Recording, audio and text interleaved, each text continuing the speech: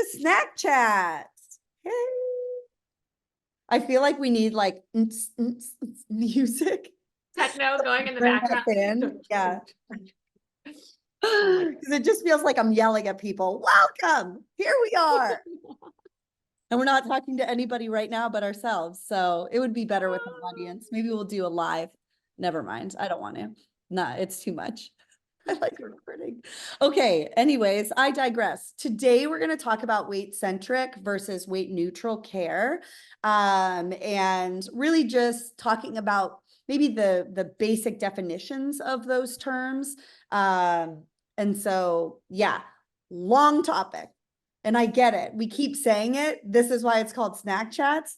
So we're just giving you a teeny bit. So let's chat about the weight-centric care and really what that means. So weight-centric, it is literally the center. Weight is the center of the care. And so it focuses on weight as the primary indicator of someone's health.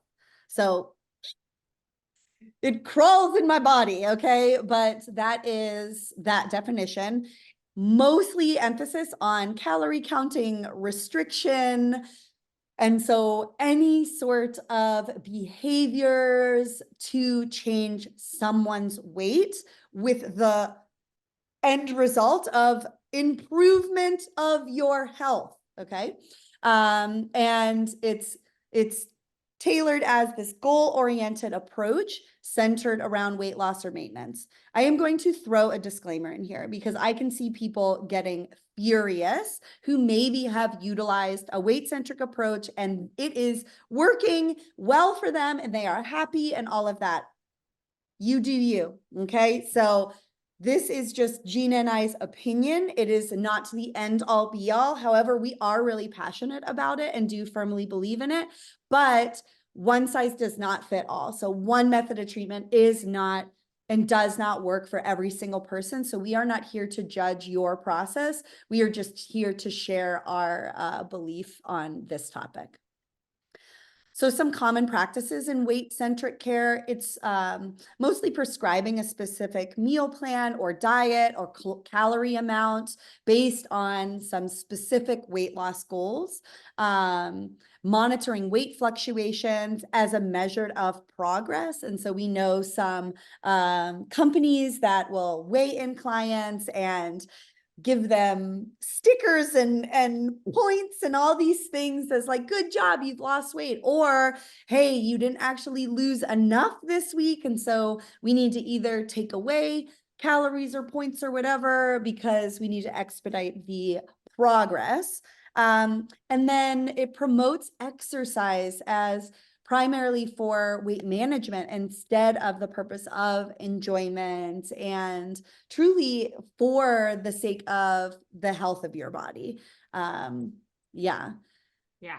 I think that's a good kind of picture of what a dietitian might do, prescribing these specific things as like a weight centric care provider. So the challenges and limitations and why, we are so passionate about this is that we know a weight-centric approach exacerbates disordered eating behaviors and body image concerns. And as eating disorder, specialists, that's what we do. That's what we are so passionate about. Obviously, this makes us feel very concerned for anyone who is getting weight-centric care, because we do not want more people struggling with disordered eating.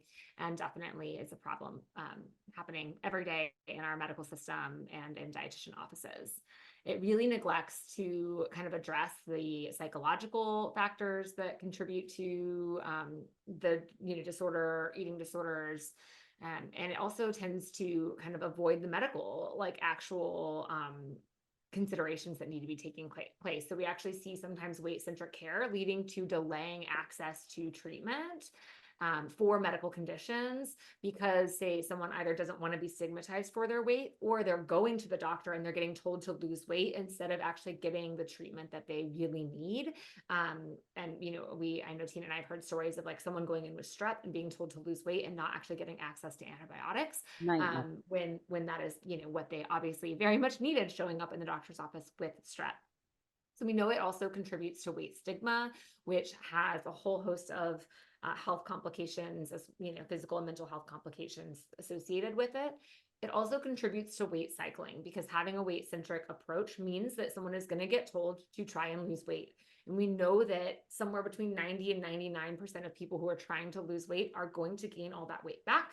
And about 75% of those people are going to gain it all back and more, which means they're going to go on this cycle of losing weight and gaining weight and losing weight and gaining weight, which has a whole host of medical complications we will talk about on another day. I touched briefly already on some people like avoiding care, but also this can lead to medical trauma, of course, not getting, your needs met when you're trying to access medical care. And, again, everything just getting blamed on weight, when really there are other things we could be looking at. So Tina, talk to us a little more about weight neutral care. Weight neutral care. It is in the name. It's keeping weight in a really neutral aspect.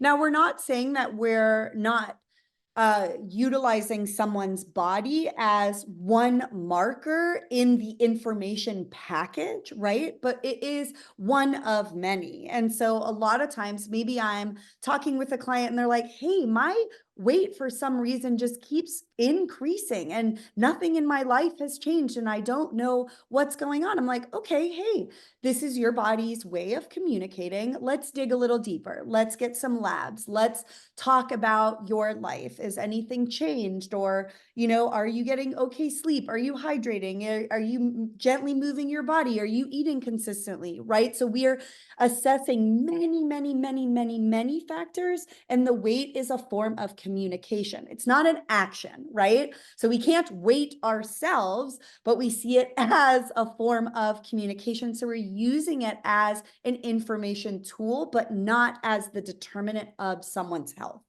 And so really in weight neutral care, we focus and emphasize health promoting behaviors rather than weight changes or weight outcomes. We have respect for individuals for varying body sizes. We definitely are not meant to all look the same. Gina and I will put in poodle science, which I think is like literally the best explanation of body diversity using dogs. It's amazing. And so we just respect that all people are meant to be different shapes, sizes, colors, etc. And so we all can be healthy at our own body's kind of equilibrium. And so we really focus in weight neutral care on the individual's well-being and self-care practices that's individualized to them. Do you want to talk about weight neutral care and the core components? Yeah, and I just wanted to make a little disclaimer here that we are using weight neutral care, and some people will say weight inclusive care. We can talk more about kind of the differences, but for the sake of maybe someone kind of learning an intro, we are very supportive of weight inclusive care as well. However, I think that not everyone can be fully inclusive of all sizes in their practice at all times. So this is why we're using the term weight neutral. It's a good perspective because we ourselves are speaking from body privilege. And so we do not have lived experience in a body that is marginalized or has been stigmatized. And so for the safety of clients and all of that, I and Gina use weight neutral care. And for someone once said, I won't bring their name in because I didn't ask permission, but for inclusive care, we all need to be doing it because it means we are all inclusive in it. And so it was a really good tidbit. And so I'm like, okay, we are actually doing weight neutral care and supportive of the inclusive work. So thanks for bringing that in. Yeah, so some other kind of ways you can hear or think about this is Health at Every Size. So the principles on the Health at Every Size website we'll link to. This is one kind of weight neutral care approach. This also considers social determinants of health, food neutrality, mindful movement, and joyful movement. So these are some terms you may hear within the kind of weight neutral paradigm.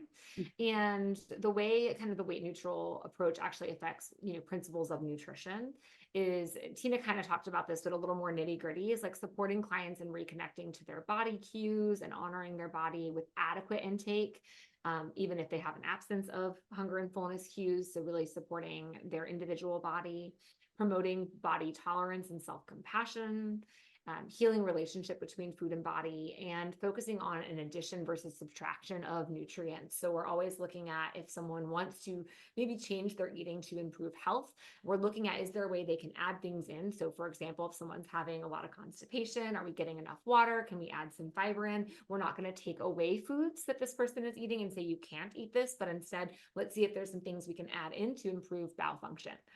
That was a very, obviously broad example and Yeah. not individual nutrition counseling. It's a good one. Yeah. So yeah, Gina, do you want to talk about some benefits? Well, so I think that one thing in this video that we've talked about is kind of the general aspects of weight neutral care and weight centric care. And so we are going to record kind of a part 2 of this, which is really focused on the eating disorder, this being really specific to eating disorder individuals. And so we'll talk about how weight neutral care can benefit those clients and how weight centric care shows up in treatment. But some benefits are going to be improved body image and self-esteem and some trust within the medical community. So maybe showing up for appointments and feeling really safe in going into that. And as a result of that, improved health outcomes because people are actually going and getting labs checked and going for regular visits and going when they're sick, not fearing that they're going to be told to just lose weight because their wrist hurts. They have enhanced psychological well-being and reduced anxiety around their body and weight.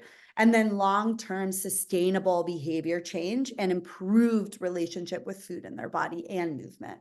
So yeah, but I want to add one thing there is yes, also potentially the reduction. Weight neutral care is going to reduce weight stigma and potentially reduce weight cycling, and we know yes, that's going to have a positive outcome on individuals to just quality of life and health. So yeah.